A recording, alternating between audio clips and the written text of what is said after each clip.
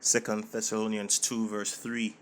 Let no man deceive you by any means, for that day shall not come, except there come a falling away first, and that man of sin be revealed, the son of perdition. All praises, glory, and honor to Yahweh, Bahashem, Yahushai, Bahashem Rakar. Double honors to the apostles of Great Millstone. Salute to the elect pushing this word in truth and sincerity, hoping to receive mercy from Yahweh, Bahashem, Yahushai. This is the brother Shamar from the GMS Jamaica camp. And that man of sin is being revealed in this time, the son of perdition. That man of sin, if for those who do not know, it's Esau, Edom, the so-called white man. I'm going to play a short video. We'll get some more precepts. I pray this lesson is edifying. Yeah, so the man of sin is being revealed. And even their own is bringing them out and revealing them. As it is written, their tongue shall fall upon themselves. Of course, there's some of the Israelites that will look like the other nations because they've been scattered among the other nations. But as long as your forefathers go back to Abraham, Isaac, and Jacob, you're in fact an Israelite. Right? That being said, I'm going to play this video. Fair use, fair use.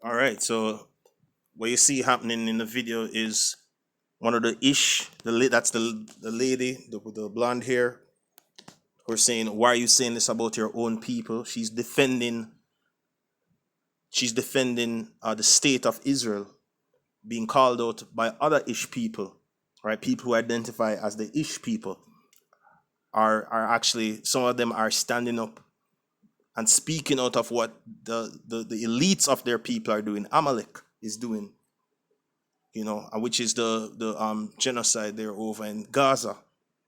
That's what they're protesting about. But the man of sin is being really revealed when you look at the conflict between Iran and Israel. We see who was the one that started it with a preemptive strike. It was Israel that struck Iran preemptively.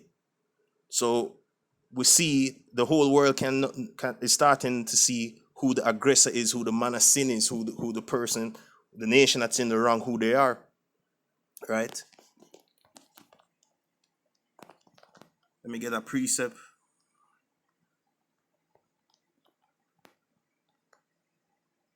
This is Psalm 64 and 8. So they shall make their own tongue to fall upon themselves. All that see them shall flee away. Right?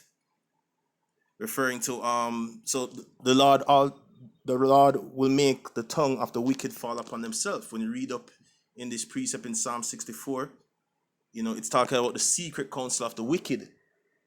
Right? And through secret counsels they have done this nation, the Ish people, who are really Amalek, Esau, Edom, right? The head tribe being Amalek. They've done a lot of atrocities over the years, man. They've funded the transatlantic slave trade. You know, they've done destabilized many nations over the years. Libya, a lot of countries have suffered under this regime, man. A lot of the taxes, they basically control is America, which is the Babylon. A lot of the taxes that the American citizens pay, it goes back to supporting Israel. So they've done a lot of things over the years, man. But the Lord is revealing them that man of sin is being revealed, and the Lord has an issue with Esau. This is Exodus 17, verse 16. For he said, because the Lord Yahweh, Ba'ashem Yahushai, has sworn that the Most High will have war with Amalek from generation to generation. So from the time of Exodus, the Lord has had an issue with Amalek and will war with him forever and ever because he's the wicked of the scriptures. All right. How do we know who Amalek is? This is 2 Ezra 6, verse 7. Then answered I and said, what shall be the parting asunder of the times? Or when shall be the end of the first and the beginning of it that followeth? Meaning, when will be the end of the world, right? And when will the rulership of the Israelites begin? For he said unto me, from Abraham unto Isaac, when Jacob and Esau were born of him, Jacob's hand held first the heel of Esau. For Esau is the end of the world, and Jacob is the beginning of it that followeth. So the rulership of Esau will come to an end. It will be the end of his age. And Jacob's rulership was the rulership of the Israelites, ruling under Yahweh Ba'ashem Yahushai, and the Lord's holy elect, is the beginning of the world that cometh, the beginning of the age of rulership that cometh, and that will be the kingdom of earth established on earth.